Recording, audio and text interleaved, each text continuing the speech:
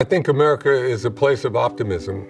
You had to be an optimist to think that we could defeat one of the world's great powers and gain our independence. We would never have been able to win the Revolutionary War if it were not for the contributions of African Americans and Native Americans. And that wasn't always something that was pointed out in the history books that I had to deal with in the 50s and 60s. So I wanted to change that dynamic, and I think that that's what this should be about. Welcome back to DBL. That was a clip from Kareem Abdul-Jabbar's new documentary, Black Patriots, Heroes of the Revolution. I spoke with him about it, plus the NBA legend reflected on the legacy of fellow LA Laker Kobe Bryant in today's Chatting with the Stars. Welcome to Daily Blast Live, Kareem Abdul-Jabbar. I'm so honored to be speaking with you. I'm a huge fan. I want to start with Kobe Bryant because you know his memorial is next week and we're all still mourning the loss of him, his daughter and others that were lost on that day. How are you handling Kobe's passing and how has it impacted you personally? Well, for me personally, it's a great shock.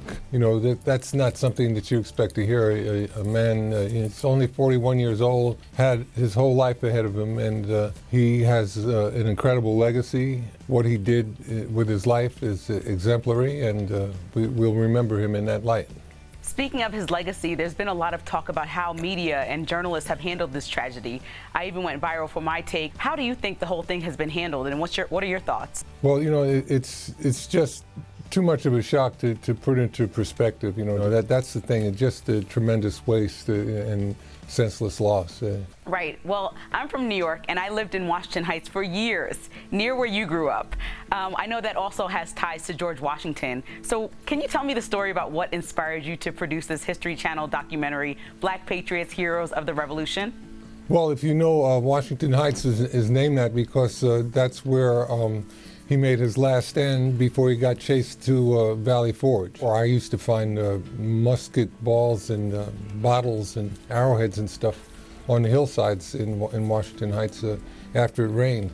Now, why do you think many of the contributions of Black Patriots have been overlooked? I know that I didn't learn a lot about this growing up in school. Why do you think these stories weren't told? The main reason these stories weren't told is because they related to people who were not allowed to fully participate in the American democracy. So talking about them doesn't really add up with what you see in the statements made by Jefferson and Washington and Hamilton and all of the founding fathers. So it's kind of embarrassing to talk about freedom, justice, and equality when you're dealing with people who were not treated in that manner. And well before Colin Kaepernick, you used your platform as an athlete to make political statements. What do you want to say to people who say you should keep politics out of sports? As an athlete, I'm going to talk about the things that make sense to me. As a Black American, I'm going to talk about the things that make sense to me. I took away so much from the documentary. I'm so happy you shared it. Can you tell me what you hope everyone else takes away from it? I hope that people get an idea that Black Americans made significant contributions to the establishment of our country, and that this is our country too. We paid for it in blood and sacrifice, and I think everybody has to acknowledge that. Thank you so much, NBA legend Kareem Abdul-Jabbar. Thank you for sharing with us and joining us during Black History Month. We salute you. Thank you. My pleasure, Lindsay. Nice talking to you.